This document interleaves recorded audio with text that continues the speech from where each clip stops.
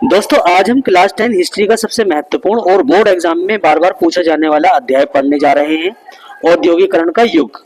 यह सिर्फ एक इतिहास का पाठ नहीं है, यह उस बदलाव की कहानी है जिसने पूरी दुनिया की दिशा बदल दी।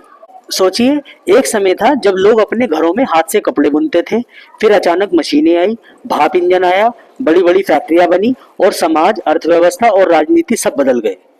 आज हम समझेंगे औद्योगिकरण से पहले दुनिया कैसी थी, औद्योगिक क्रांति कैसे शुरू हुई, मशीनों का मजदूरों पर क्या असर पड़ा, भारत पर इसका क्या प्रभाव हुआ और बोर्ड एग्जाम में कौन कौन से प्रश्न आ सकते हैं। तो ध्यान से सुनिए, नोट्स बनाइए और अंत तक बने रहिए। औद्योगिक क्रांति से पहले उत्पादन घर आधारित और हस्तशिल्प था। कारीगर अपने घरों या छोटी कार्यशालाओं में काम करते थे। हर काम हाथ से होता था। अब प्रश्न आता है, गिल्ड प्रणाली क्या थी। गिल्ड यानी कारीगरों का संगठन।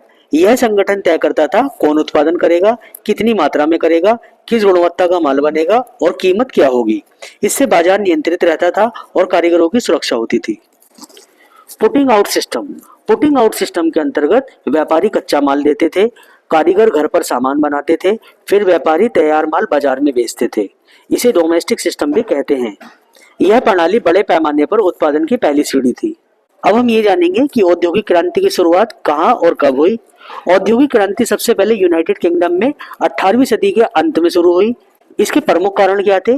प्रमुख कारण थे, नंबर 1 कच्चे माल की उपलब्धता, नंबर 2 उपनिवेशों से बाजार, नंबर 3 पूंजी की उपलब्धता, नंबर 4 तकनीकी आविष्कार।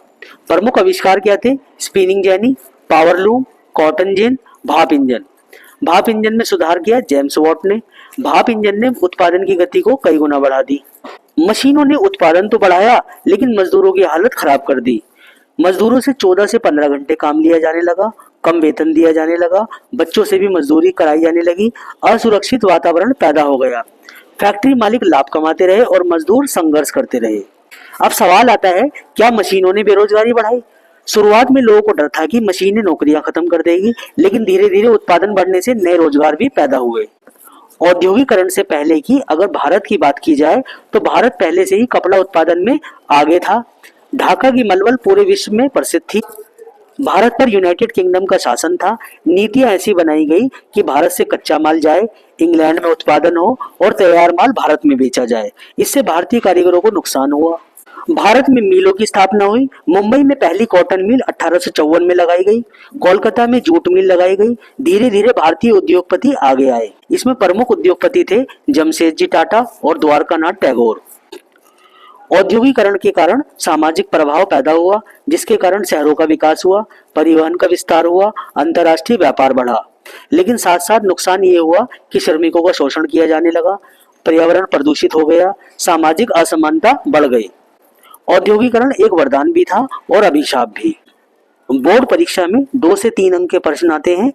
गिल्ड प्रणाली क्या थी? पुटिंग आउट सिस्टम क्या था? औद्योगिक क्रांति कहाँ शुरू हुई? 5 अंक के प्रश्न आते हैं। औद्योगिक क्रांति के कारण क्या है? भारत पर औद्योगिकरण का प्रभाव क्या पड़ा? मजदूरों की स्थिति का वर्णन करो। औद्योगिकरण ने दुनिया बदल दी। गांव से शहर बने, हाथ से मशीनों तक की यात्रा हुई। आज की आधुनिक दुनिया, कारखाने, ट्रेन, बिजली, बड़े बाजार, सब उसी औद्योगिक क्रांति की देन है। लेकिन हमें यह भी याद रखना चाहिए कि विकास तभी सार्थक होता है जब उसमें मानवता और न्याय हो।